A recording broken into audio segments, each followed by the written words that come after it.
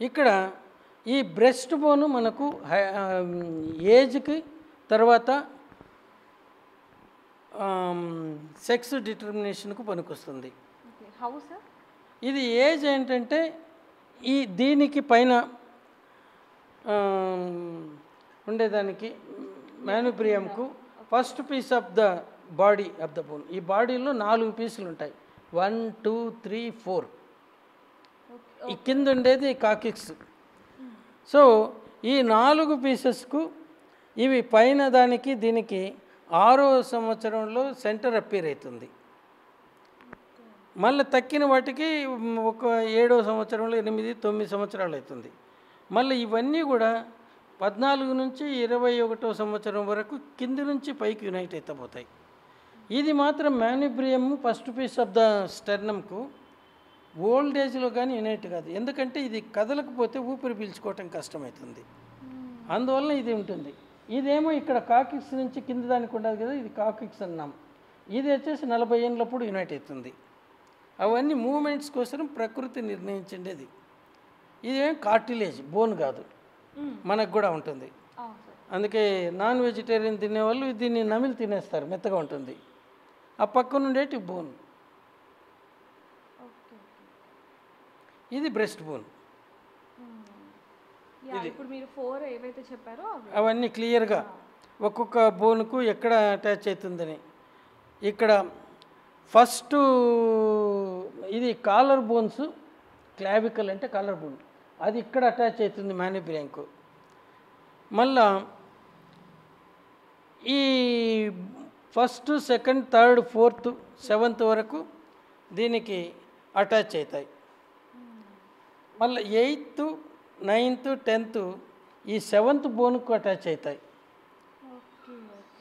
తర్వాత 11th 12th దేనితోనే attach కాదు, దానిలో ఫ్లోటింగ్ రిబ్స్ అంటారు. వీటిలో చూస్తే చూడండి, ఇక్కడ ఫస్ట్ రిబ్ అటాచ్ అయింది, second third fourth fifth sixth 7th ribs attach అయినాయి. మళ్ళీ 7th దానికి తీసుకుంటే 8 9 10 అటాచ్ అయినాయి. ఇంకా వెనకాల కింద ఉన్నాయి, అవి ఇక్కడ క్లియర్గా కనపడడం లేదు, 11 12 అవి దేనికి అటాచ్ కావు.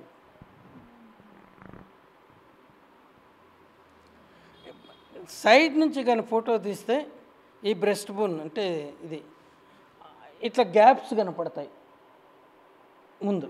తర్వాత ఏజ్ వచ్చే కొద్దీ 14 నుంచి 20 సంవత్సరాల మధ్యలో ఇవన్నీ పుడికిపోతాయి. ఇది మ్యానుబ్రియం. ఇది మాత్రము 60 సంవత్సరాల తర్వాతనే అది యునైట్ అవుతుంది. 60 సంవత్సరాల తర్వాత కూడా చాలా ఏజ్ వరకు, ఎందుకంటే అది కానీ యునైట్ అయితే ఈ చెస్ట్ ఎక్స్పాన్షన్ కంట్రాక్షన్ ప్రాబ్లం అవుతుంది. అంటే ఇప్పుడు ఎముక కానీ ఇరిగింటే ఈవెన్ ఓల్డ్ బోన్లో కూడా ఆ మూలుగులోకి రక్తం పోతుంది.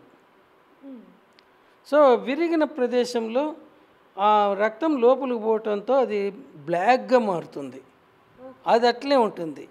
దాన్ని టెస్ట్ చేసి అది అంత చనిపోక మునుపు విరిగిండేటివి, చనిపోయిన తర్వాత విరిగితే ఈ రక్తం లోపలికి పోదు, అది కడిగితే వెళ్ళిపోతుంది. చనిపోక మునుపు అయితే కొద్దిసేపు మనిషి బ్రతుకుంటాడు కాబట్టి ఆ టైంలో ఈ మూలుగులోకి బోన్ మ్యారోలోకి బోన్ మ్యారోలో రక్తనాళాలు ఉంటాయి.